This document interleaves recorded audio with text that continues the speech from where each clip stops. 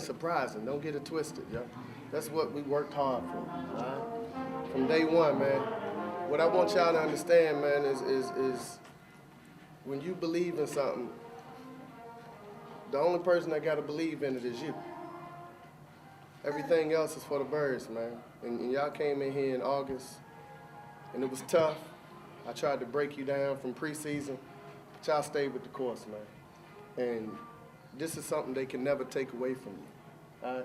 That championship, can't take that away from you. I don't care what they do, how they swing it, they can't take it away, man. Y'all be thankful for everybody that supported you, because there's so many people that's a part of this. Coach Mose, that's a hell of a scout, my man.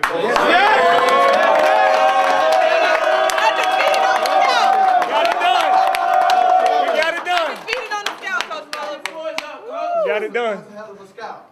Jeremy, Pooh, that's what seniors do, bro. Good job, y'all. That's what seniors do. Congratulations, y'all. Good job. That's what seniors do.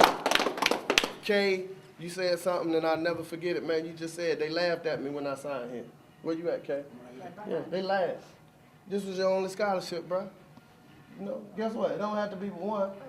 Don't have to be but one. Same thing. Red, you crazy as hell. He just numbered. You crazy as hell, but that's a hell of a shot, bro. Chad's favors the well prepared. What did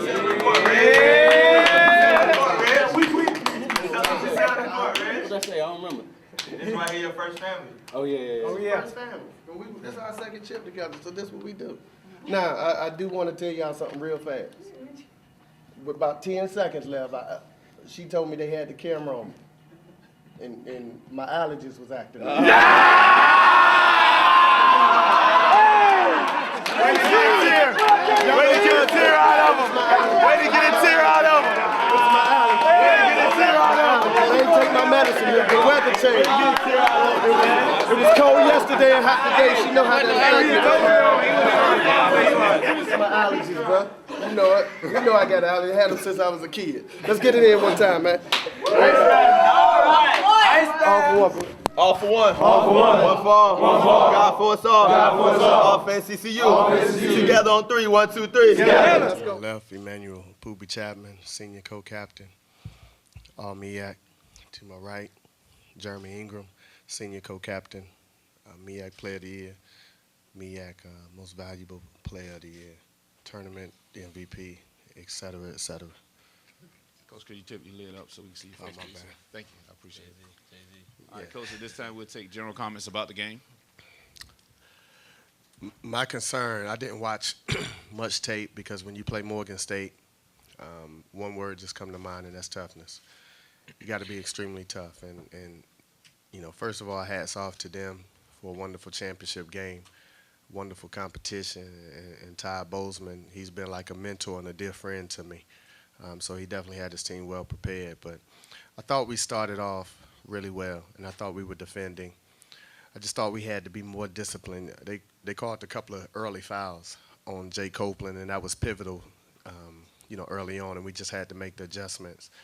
And they killed us on the offensive rebounds initially, and that was my concern. And we just didn't finish the half like we were supposed to. And thankfully, we made enough shots, but I wasn't concerned with the offensive end of the floor. It was going to boil down to toughness and 50-50 balls. And in the first half, they got every single one, so it seems. In the second half, you know, me and these two guys, we're smiling up here now, but if you was in that locker room, I went straight at them because we had a chance for, you know, to put them on their heels a little bit, and I didn't feel like these guys were playing up to the caliber that they capable of playing.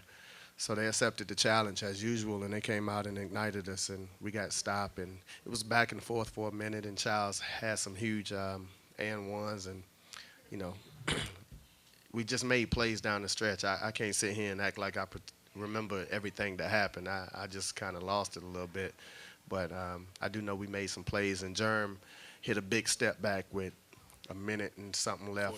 43. A minute and 43 left, and Pooh got fouled early and made some free throws down the stretch, you know. So it was great, and we finished, man. We finished, and I thought we did a great job on Justin Black. I thought we made him work. I know foul trouble kind of descended his scoring a little bit, But that's a fantastic score. He's one of the top 2, 3 basketball players in this league, and hats off to our guys. They did a wonderful job on him. Question. You guys made 16 free throws in a row at one point in that second half. You can talk it up as much as you want, but when your team does that, how do you kind of thank them in the end? What do you say about that? I think we try to create an atmosphere at practice every single day. Like we end every single practice with someone having to make a pressure free throw. And it's completely random. I'll call someone up to the free throw line, and they have to make that free throw. And we try to emulate a game-like situation. And if they miss, they have to run. And I just that's all I know how to do as a coach. So I hope that kind of carries over into this environment.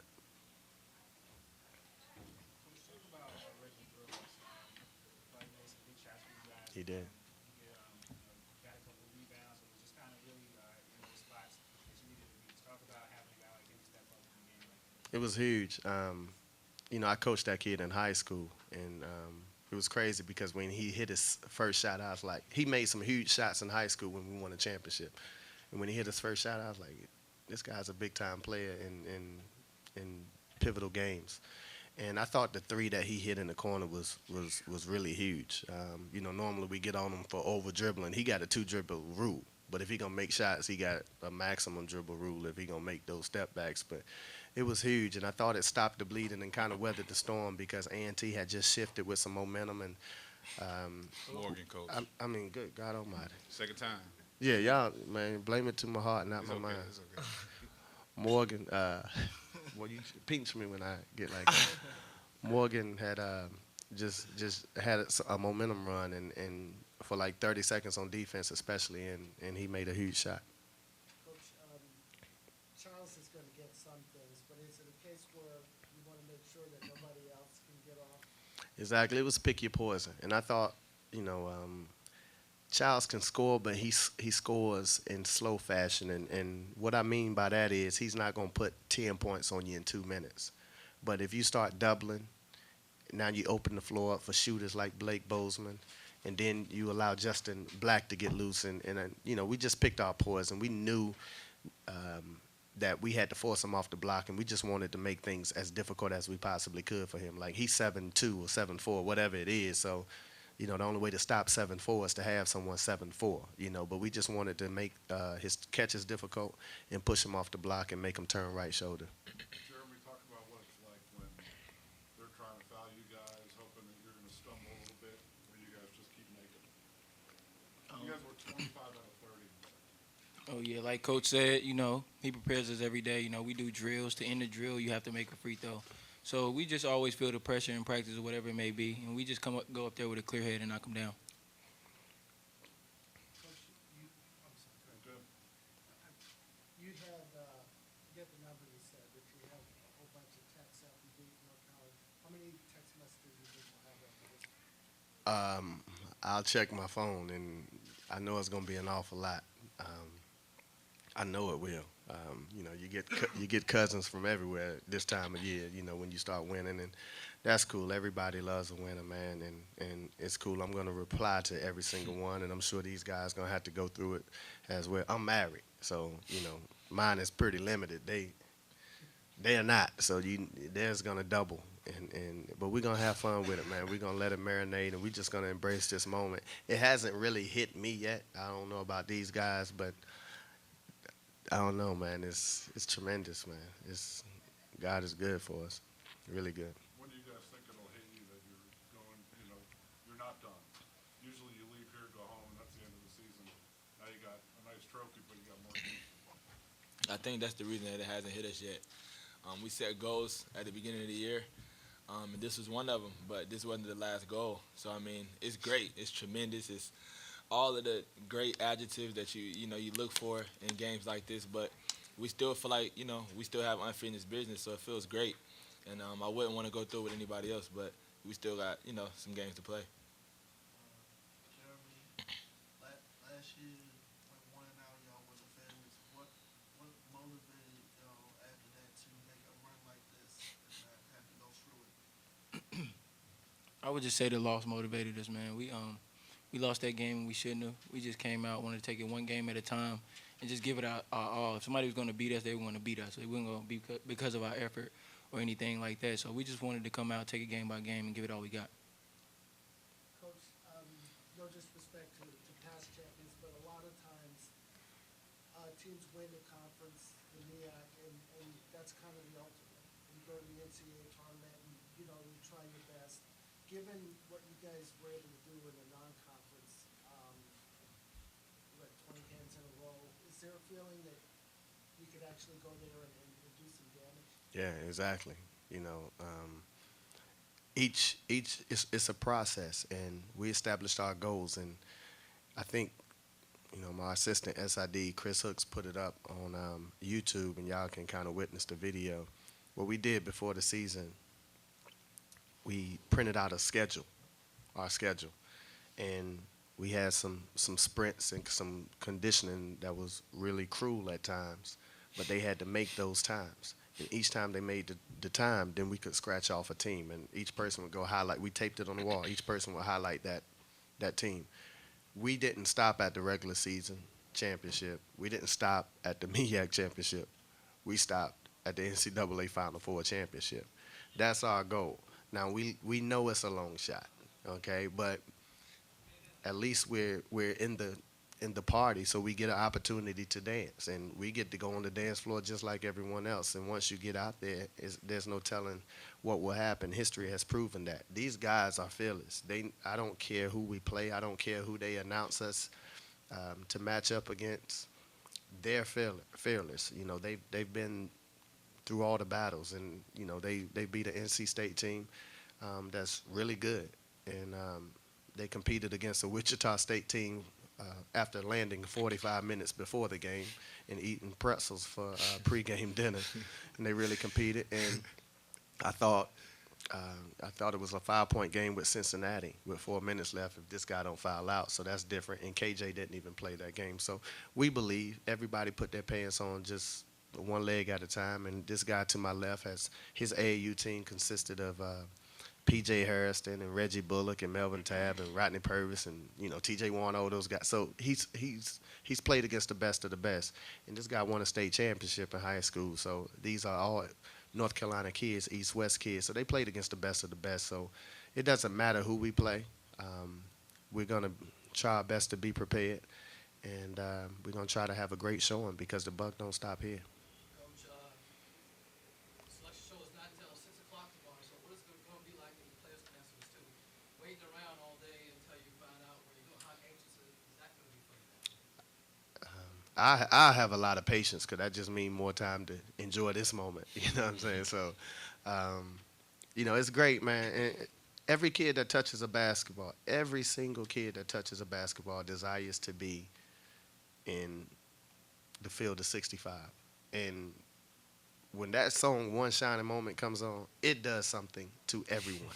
It's like, I should have played it at my wedding. That should have been the song my wife and I danced off of because it just sends chills through your body. And these guys get the opportunity to do that now. I'm going to make Chris have a One Shining Moment video for us, but I'm just extremely proud of them, man. These guys made us look really good this year, and now you're looking at the trailblazers and pioneers of this program. And I told them on the way up here through this tunnel, they've made history, and we got to see North Carolina Central about hanging up some more jerseys or some pictures or something, because these guys, hats off to them.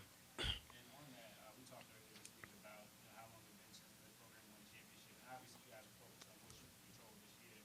But just being an alum and just watching people who 40, 50 years old who've never seen North Carolina Central win a tournament championship. I mean, do you have some type of perspective on that now? Yeah, I didn't want to tell our kids that. I was born in Boston, so I'm a huge Red Sox fan. So up there we had the curse of the Gambino for a while, and when we traded Babe Ruth, and after '86 when that ball went through Bill Buckner's legs, you're like, hold on now, something's not right. And so you're hearing the same type stories associated with North Carolina Central. It's not on a national scale, but Chris, how long has it been since we won a 64 years? We've had great basketball teams. But it was 64 years since we won a conference tournament title, and they'll tell you right now, I didn't mention that to them. Like, I didn't even want that in their ear, you know. I didn't even want it in my ear, but I knew because people were like, are y'all cursed and all that. We don't believe in that, man. You know, we just put it in God's hand and we go out here and work as hard as we can and let the chips fall with it, man. Coach, do you feel like your program's about being introduced to America? And if so, are you prepared for that? I hope so. I hope so. It's been a long process. We were introduced to America in other ways when we first started, on the tail end of going across ESPN. So I hope America allows us to reintroduce ourselves to them, and hopefully we can, you know, just bring some respect and notoriety to a university that's so rich in tradition, that's so rich in history. You know, I sit before you as a byproduct of John McClendon and Michael Bernard and Greg Jackson and Sam Jones. Those were outstanding players and coaches that just came through here and really paved the way for myself and Poobie and Jeremy.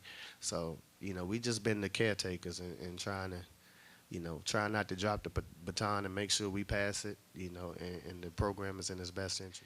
Everyone has a philosophy. Some, you know, in previous years it's been analytical with the RPI, with the BPI, you know, with the strength of schedule. Then it boils down to the conference. But the fact of the matter is when they go in that room and they huddle up, and we don't know who they are, but when they go in there and huddle up, you know, we don't know the merit that determined the seedings until it actually comes out and they interview that guy. It's always that guy at the end of the show that says why this team got a 2, why this team didn't get in, et cetera, et cetera, et cetera. But we're just happy to be in. And I hate to use that phrase, but we're just happy to be in. I don't care what seed we are. We get a chance for one shining moment, and I know these guys are elated as well. Hey, Coach, would you say a few words about the city of Norfolk, the Scope Arena, and the fans of Hampton Roads? Well, I think a lot more of Norfolk now that we beat Norfolk. You know, yesterday I was kind of complaining why we got to play this in Norfolk because we was playing Norfolk. It was their home crowd, but I love Norfolk. I wouldn't mind it being here every year. The guys loved it. The weather was beautiful. The city is incredible. It's a lot of rich history here. We got to see Bruce Smith.